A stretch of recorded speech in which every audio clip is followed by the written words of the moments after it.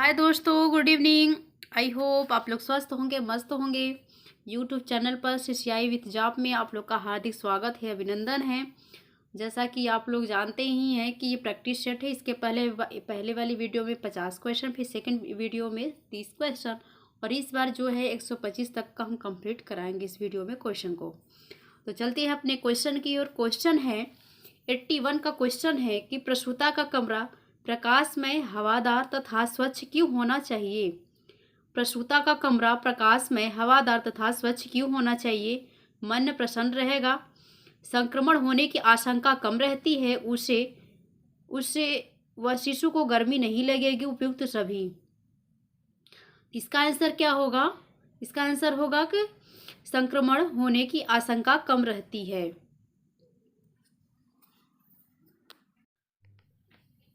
Next question है कि प्रसूता को लगभग 40 दिन तक विश्राम करने के लिए क्यों कहा जाता है। नेक्स्ट क्वेश्चन है 82 का क्वेश्चन है कि प्रसूता को लगभग 40 दिन तक विश्राम करने के लिए क्यों कहा जाता है।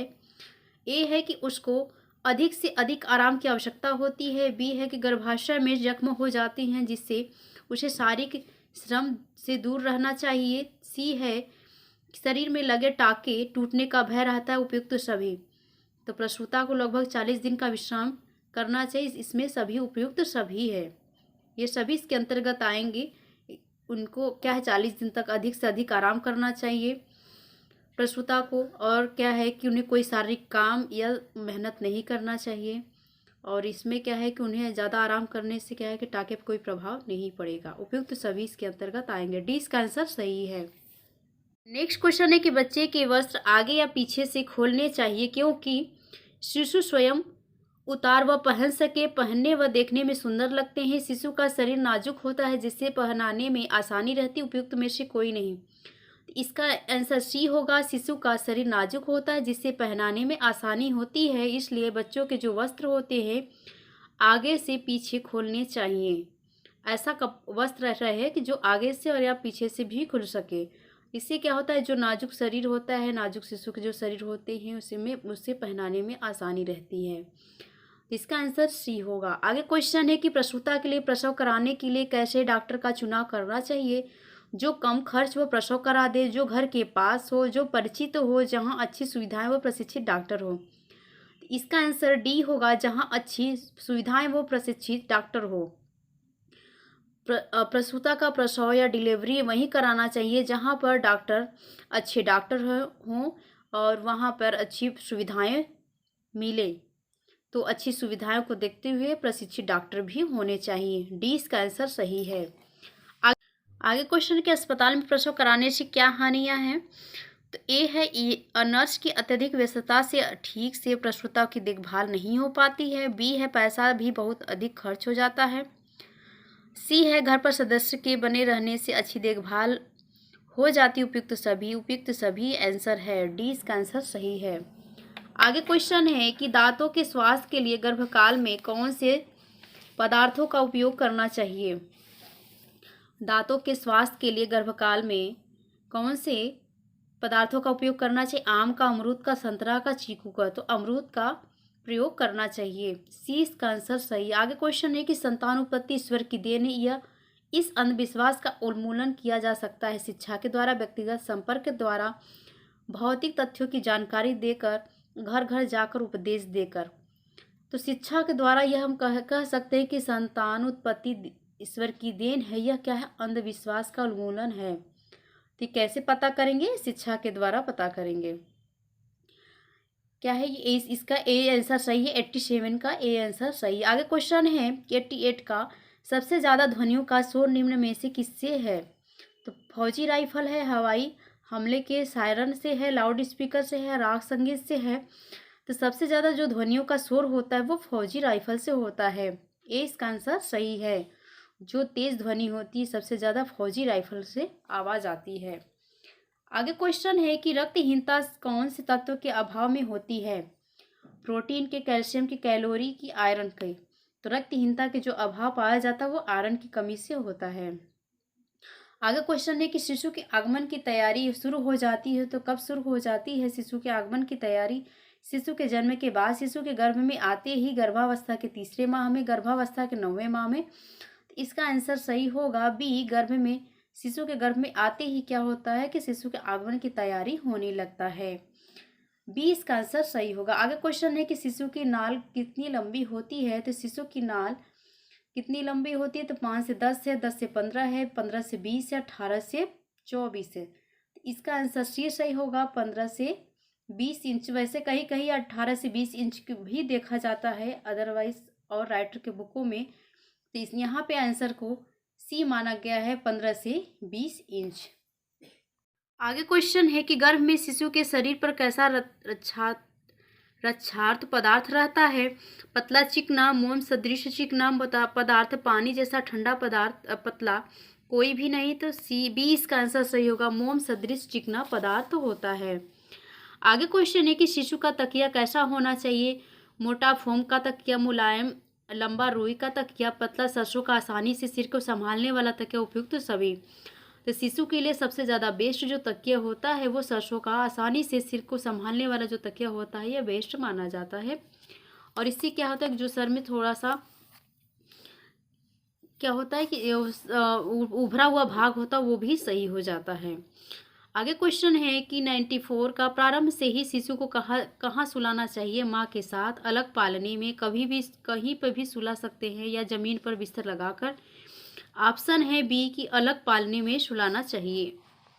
आगे क्वेश्चन है कि शिशु को कैसे स्तनपान कराना चाहिए। तो पलंग पर लिटाकर, गोदी में बाह पर थोड़ी सिर को ऊंचा रखते हुए, कैसे भी पिलाया जा सकता है, कुर्सी पर बैठकर। तो सबसे बेस्ट तरीका होता है कि गोदी में बाह पर थोड़ी सिर को ऊंचा रखते हुए दूध या शिशु को स्तनपान कराना चाहिए। 20 का आंसर सही है। आगे क्वेश्चन है कि 96 का, यदि किसी कारणवश माता का दूध शिशु को प्राप्त नहीं होता तब उसे क्या देना चाहिए। पानी चम्मच से पिलाते रहें, पानी के साथ शहद या ग्लूकोज मिलाकर दे, कुछ भी ना दे, ऊपर का दूध बोतल में डाल कर दे। तो सबसे अच्छा जो दिया जाएगा तो पानी के साथ शहद या ग्लूकोज मिलाकर दे सकते हैं आप। किसी कारणवश अगर माँ का दूध बच्चा नहीं पी रहा है तो उसको पानी के साथ शहद या ग्लूकोज मिलाकर बच्चे को दिया जा सकता है। आगे क्वेश्चन है कि शिशु को जन्म के पश्चात प्रथम रोग प्रतिरोधक टीका लगाया जाता है। तो सबसे पहले जब शिशु का जन्म होता है तो BCG का टीका लगाया जाता है। ए इसका आंसर सही है। आगे क्वेश्चन है कि ठोस पूरक भोज्य पदार्थ नहीं है। ठोस पूरक भोज्य पदार्थ क्या नहीं है।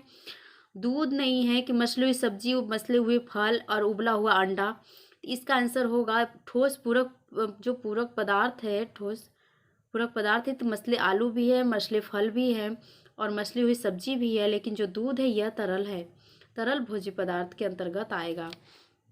ए इसका आंसर सही है। आगे क्वेश्चन है कि जन्म के बाद बच्चे का रोना आवश्यक है, क्योंकि रोने से फेफड़े फैलते हैं और बच्चे का श्वसन प्रारंभ हो जाता है। रोने से आंसू निकलते हैं, रोने से पता चलता है कि बच्चा जिंदा है, रोने से भूख लगती है। तो जो ए आंसर इसका सही है, रोने से फेफड़े फैलते हैं और बच्चे का श्वसन प्रारंभ हो जाता है। ए इसका आंसर सही है। आगे क्वेश्चन है कि बच्चे को माँ का दूध कब प्रारंभ करवाना चाहिए। 98 का क्वेश्चन है कि ठोस पूरक भोज्य पदार्थ नहीं है। क्या नहीं है। दूध है, मछली हुई सब्जी, मछली हुए फल, उबला हुआ अंडा। तो जो दूध है ये ठोस पूरक पदार्थ नहीं है और सभी क्या है, पूरक पदार्थ हैं। आगे क्वेश्चन है कि जन्म के बाद बच्चे का रोना आवश्यक है, क्योंकि रोने से फेफड़े फैलते हैं और बच्चे का श्वसन प्रारंभ हो जाता है। ए इसका आंसर सही। आगे क्वेश्चन है कि बच्चे को माँ का दूध कब प्रारंभ करवाना चाहिए। 1 घंटे बाद, 2 घंटे बाद, 4 घंटे बाद, जन्म के तुरंत बाद। इसका आंसर डी होगा, जन्म के तुरंत बाद बच्चे को माँ का दूध प्रारंभ करवा देना चाहिए। आगे क्वेश्चन है कि ऐसा माना जाता है कि गर्मी के मौसम में यथासंभव स्तनपान नहीं छुड़ाना चाहिए। ए है कि माँ व बच्चे दोनों को कष्ट होता है। बी है गर्मी में ऊपरी दूध महंगा होता है। सी है कि गर्मी में शिशु को पाचन शक्ति क्षीण हो जाती है। डी है गर्मी के संक्रमण होने का भय अधिक रहता है। तो इसका आंसर सी को माना गया है कि गर्मी में शिशु का पाचन शक्ति क्षीण हो जाती है। आगे क्वेश्चन है कि शिशु को ठोस पदार्थ प्रारंभ में खिलाते समय सावधानी रखनी चाहिए। शिशु को मनपसंद चटपटा मसालेदार भोजन दे। शिशु को ज़्यादा से ज़्यादा भोजन खिलाए जिससे उसका विकास अच्छे से हो सके। शिशु के लिए अन्य साग सब्जी नरम व सरलतापूर्वक पचने योग्य बनानी चाहिए। तो इसमें का सी आंसर सही होगा इस क्वेश्चन का, कि शिशु के लिए अन्य साग सब्जी नरम व सरलतापूर्वक पचने योग्य बनाना चाहिए। आगे क्वेश्चन है कि सर्वप्रथम कौन से अस्थायी दांत निकलते हैं? इंसाइजर छेदक है, मध्य के दो कुतरने वाले हैं, या सेंट्रल इंसाइजर है, ऊपर था नीचे के कीले हैं, या प्रीमोलर है, चार दाढ़े दाढ़े ये मोलर। इसका आंसर जो होगा ये सेंट्रल इंसाइजर की बात कही गई है इसमें, कि सर्वप्रथम जो अस्थायी दांत है तो मध्य में कुतरने वाले जो होते हैं इंसाइजर, सेंट्रल इंसाइजर होगा। 20 का आंसर सही है। आगे क्वेश्चन है कि शिशु को किसी रोग के होने पर क्या लक्षण दिखाई देते हैं? वह सुस्त व निढाल हो जाता है, वह चिड़चिड़ा व बेचैन हो जाता है, दूध भी ठीक से नहीं पीता है। तो उपयुक्त सभी, इसका आंसर डी सही होगा, उपयुक्त सभी ऐसे लक्षण देखे जाते हैं। आगे क्वेश्चन है कि शिशु को किसी रोग के होने पर क्या लक्षण दिखाई देते हैं? वह सुस्त व निढाल हो जाता है, वह चिड़चिड़ा व बेचैन हो जाता है, दूध से ठीक नहीं पी पाता है, उपयुक्त सभी। तो इसका आंसर डी होगा, उपयुक्त सभी लक्षण देख शिशु को रोग होने के लक्षण दिखाई देते हैं। आगे क्वेश्चन है दस्त के प्रकार। दस्त के प्रकार ए है कि दही की भांति सफेद रंग का राख की तरह, बी है शौच का झागदार होना, सी है पतले हरे रंग के, उपयुक्त सभी। तो दस्त के ये सभी प्रकार हैं, उपयुक्त सभी, डी इसका आंसर सही। आगे क्वेश्चन है कि शिशु को कभी झागदार दस्त होते हैं जो निम्न कारण होते हैं? दूध में चिकनाई की मात्रा अधिक होना, दूध में अधिक शक्कर का होना, भैंस से तथा अथवा डिब्बे का दूध हजम न होना, उपयुक्त सभी। शिशु को कभी झागदार जो दस्त होता है तो इसके सभी कारण हो सकते हैं। दूध में अधिक चिकनाई भी हो सकती है, दूध में अधिक शक्कर का होना। तो ऐसे शिशु को कभी झागदार दस्त होते हैं तो इसका आंसर जो होगा निम्न कारण बताया गया। तो दूध में अधिक शक्कर होने की वजह से क्या होता है? झागदार दस्त होता है। 20 का आंसर सही होगा, डी नहीं होगा, इसका आंसर बी सही होगा। आगे क्वेश्चन है कि शिशु को यदि कब्ज हो जाए तो क्या करना चाहिए? उबला हुआ पानी देना चाहिए, पालक आदि हरी साग सब्जी का सूप देना चाहिए, भाप में अंजीर को गलाकर भी दिया जा सकता है, उपयुक्त सभी। तो ये आंसर इसका इसमें डी माना गया है, उपयुक्त सभी। आगे क्वेश्चन है कि चुनचुने होना जैसे रोग पर शिशु के लक्षण कैसे देखे जा सकते हैं? इसका आंसर होगा दांत किटाना व गुदा को खुजाना, 20 का आंसर सही होगा। आगे क्वेश्चन है कि यदि शिशु के शरीर में ऐंठन हो तो क्या करना चाहिए? तो क्या करना चाहिए? वस्त्र ढीले कर देने चाहिए, अन्य बालकों से दूर रखना चाहिए, सर्दी में उसे बचाना चाहिए, उपयुक्त सभी। तो इसका आंसर डी होगा, उपयुक्त सभी, ये सभी बातों का ध्यान देना चाहिए। आगे क्वेश्चन है बच्चे के अंगूठा चूसने की आदत का कारण नहीं है। बच्चे की अंगूठा चूसने की आदत के कारण नहीं है, तो क्या नहीं है? वंशानुक्रम नहीं है, सी इसका आंसर सही। आगे क्वेश्चन है कि माता पिता का स्वास्थ्य किस प्रकार बाल मृत्यु को प्रभावित करता है? तो संक्रामक रोगों से मुक्त होने तथा स्वस्थ संतान को जन्म देने का क्या है? बाल मृत्यु को प्रभावित करता है, सी इसका आंसर सही होगा, 111 का। आगे क्वेश्चन है कि ऊपरी दूध किस प्रकार बाल मृत्यु में सहायक है? तो माताएं उचित रूप से शिशु को तैयार नहीं करती हैं जिससे शिशु की शीघ्र संक्रमण हो जाता है। तो इसका आंसर क्या होगा? इसका आंसर सी सही होगा, इसका आंसर क्या होगा? सी सही होगा। आगे क्वेश्चन है किस कारण से गर्भवती महिलाएं रोगी शिशु को जन्म देती हैं? तो अज्ञानता के कारण भी होता है, निर्धनता के कारण, जागरूकता की कमी के कारण भी, इन तीनों के कारण होता है। तो ये डी इसका आंसर सही होगा, इनमें से सभी। आगे क्वेश्चन है कि जनसंख्या का निरंतर बढ़ना भी बाल मृत्यु का कारण है, क्यों? ज्ञान की कमी के कारण, जनसंख्या के दुष्परिणाम पर विचार न करना, दरिद्रता में बढ़ोतरी होना, उपयुक्त सभी। तो जनसंख्या का निरंतर बढ़ना बाल मृत्यु का कारण है, तो उपयुक्त सभी को माना गया है। आगे क्वेश्चन है कि अनुपयुक्त निवास स्थान भी बाल मृत्यु का कारण है, क्योंकि वह छोटे होते हैं, उसमें बच्चों को खेलने का पर्याप्त स्थान नहीं मिलता, उचित मात्रा में पर्याप्त वायु व प्रकाश का आवागमन नहीं होता, पर्याप्त फर्नीचर नहीं होता।